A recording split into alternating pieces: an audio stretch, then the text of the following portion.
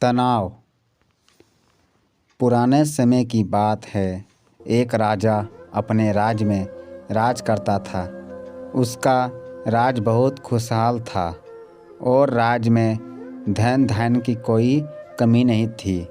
प्रजा और राजा खुशी से अपना जीवन जी रहे थे। लेकिन एक वर्ष उस राज्य में अकाल पड़ा और पानी की कमी के कारण फसलें सूखने लगी। ऐसी अकाल की स्थिति में किसान राजा को लगान नहीं दे पाए और इस वजह से राजस्व में कमी आ गई और धीरे धीरे राजकोष खाली होने लगा। ये सब होने से राजा का तनाव अब बहुत बढ़ गया था। वो हर वक्त सिर्फ यही सोचता कि राज्य का खर्च कैसे चलेगा। कुछ समय के बाद स्थिति सामान्य हो गई और अकाल का समय भी निकल गया। लेकिन राजा के मन में अभी भी अपने राज्य के लिए चिंता थी। राजा के दिमाग में अभी भी हर वक्त यही रहता कि अगर राज्य में पुनः अकाल की स्थिति आ गई तो क्या होगा।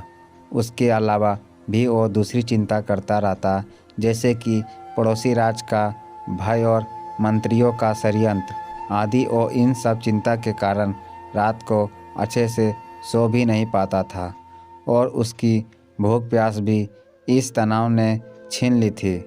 वो अपनी इस हालत से परेशान था।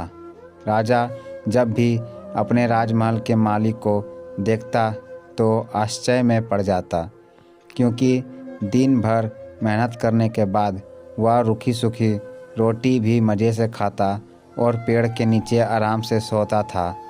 राजा को कई बार उस माली से जलन भी होती थी। एक दिन राजा के दरबार में एक महात्मा आए। राजा ने अपने समस्या उस महात्मा को बताई और उनसे ये भी कहा कि आप मुझे इस समस्या को दूर करने का कोई उपाय बताइए। महात्मा ने राजा की समस्या को पहले अच्छे से समझ लिया और बाद में राजा से कहा, तुम्हारी चिंता की जड़ से तुम्हारा राजपाट, तुम अपना राजपाट पुत्र को दे दो और इस समस्या से मुक्त हो जाओ। राजा ने कहा, लेकिन मेरा पुत्र तो सिर्फ 7 साल का है, वो कैसे राजपाट संभालेगा। महात्मा ने कहा, तो फिर तुम अपना राजपाट मुझे दे दो और इस चिंता से मुक्त हो जाओ। राजा अपना राजपाट उस महात्मा को देने के लिए तैयार हो गया और उसने अपना राजपाट महात्मा को सौंप दिया। इसके बाद उस महात्मा ने राजा से पूछा कि अब तुम क्या करोगे। राजा ने कहा, मैं कोई बिजनेस कर लूँगा। महात्मा ने कहा, लेकिन तुम बिजनेस के लिए पैसे की व्यवस्था कैसे करोगे। अब तो सारा राजपाट मेरा है और इसलिए राजकोष के धन पर भी सिर्फ मेरा ही हक है। राजा ने कहा, कोई बात नहीं, मैं अब नौकरी कर लूँगा। महात्मा ने कहा, अगर तुम्हें नौकरी ही करनी है तो तुम्हें कहीं और जाने की कोई ज़रूरत नहीं है। तुम राजमहल में ही रहकर मेरी ओर से ये राजपाट संभाल लो और मैं अपनी कुटिया में ही रहूँगा। राजा ने कहा, अच्छा ठीक है। अब वो राजा महात्मा की नौकरी करते हुए राजपाट संभालने लगा और महात्मा अपनी कुटिया में चले गए।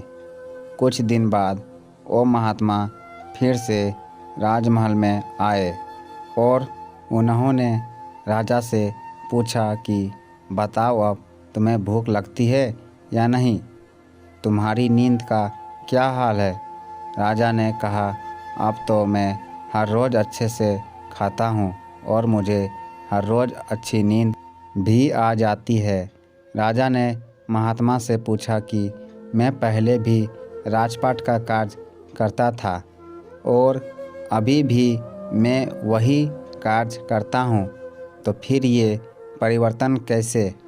महात्मा ने मुस्कुराते हुए जवाब दिया कि पहले तुमने अपने कार्य को बोझ बना लिया था और तुम हर वक्त उस बोझ को अपने दिमाग में लेकर तनाव के साथ घूमते थे। लेकिन राजपाट मुझे सौंपने से तुम अपना सारा कार्य अपना कर्तव्य समझकर करते हो और इसलिए ही तुम अपना तनाव मुक्त हो गए हो। अगर हम अपना काम बोझ समझकर करेंगे तो हमारा तनाव और भी बढ़ेगा। इसलिए हमें अपना काम अपना कर्तव्य समझकर करना चाहिए। तो ये राजा की कहानी आप लोगों को कैसा लगा? अगर अच्छा लगा होगा तो लाइक सब्सक्राइब ज़रूर कर देना। धन्यवाद।